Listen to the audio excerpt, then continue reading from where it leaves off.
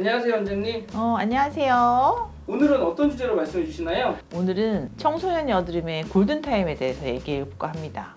골든타임? 뭐 이게 네, 시간이 네. 정해져 있어요? 골든타임을 놓쳐서 약간 지체되거나 하면은 성인 여드름으로 진행될 수도 있고, 이게 피부 조직 자체가 염증에서 녹아내리거나 하면서 함몰 흉터라든지 아니면은 모공이 커진다던가 또 착색이 또 오래 남고 붉은 자국 같은 여러 가지 일상생활에 좀 지장이 있을 만한 정도의 후유증을 좀 남길 수가 있어요. 그래서 최대한 빠르게 치료를 하시는 게 도움이 되시죠.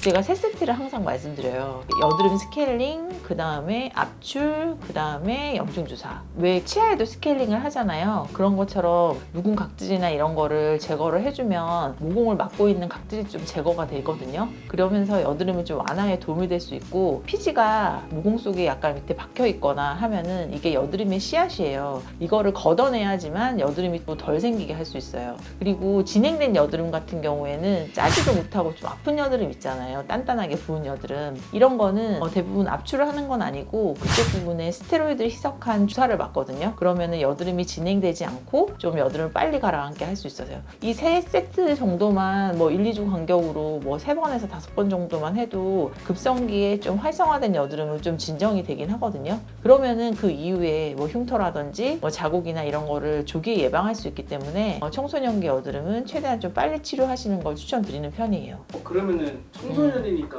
비용도 좀 저렴한가요? 일단 초기 여드름은 간단한 여드름 관리만 할 경우에는 비용이 저렴한 편인데, 그 이후에 뭐 레이저 치료가 들어간다거나 특히 흉터 치료가 좀 비용이 좀 비싼 편이거든요. 그래서 돈을 절약할 수 있죠. 초반에 여드름 치료만 한다면. 그러면은 말씀하신 것처럼 띠가 아닌 상황에서 치료하게 된다면 대략 어떻게 되나요?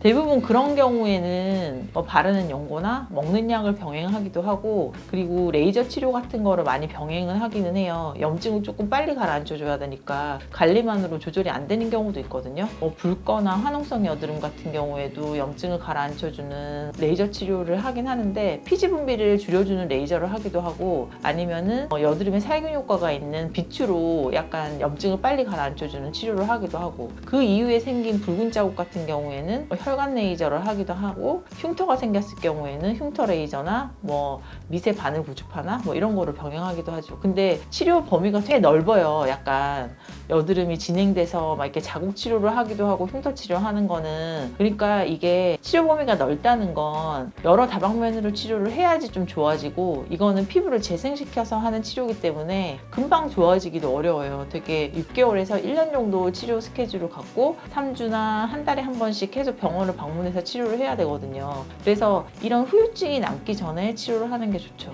그러면은 초기 심했을 때 여드름에 대해서 말씀해 주셨는데 이게 청소년기에도 여드름을 예방할 수가 있을까요? 여드름은 예방할 수는 있죠. 약간 피지 분비가 많아지기 때문에 약간 제일 중요한 거는 세안이긴 한데, 보통은 여드름이 있으신 분들이 와서 병원에 와서 여쭤보면은 자기는 뭐 기초도 안 바른다, 그리고 세안을 엄청 자주 한다고 하더라고요. 근데 그렇게 되면 피부 장벽이 굉장히 약해지면서 염증이 또 쉽게 생기는 컨디션으로 바뀌거든요. 그래서 여드름 피부라고 하더라도 하루에 한 2번에서 많으면 3번 정도만 세안을 하시면 되시고, 여드름 있는 피부도 약간 뭐 약산성 세안제나 아니면 보습제를 꼭 쓰는 거를 저는 설명드리기는 하거든요. 그럼 마지막으로 여드름 치료를 함에 있어서 가장 중요한 건 그럼 뭘까요?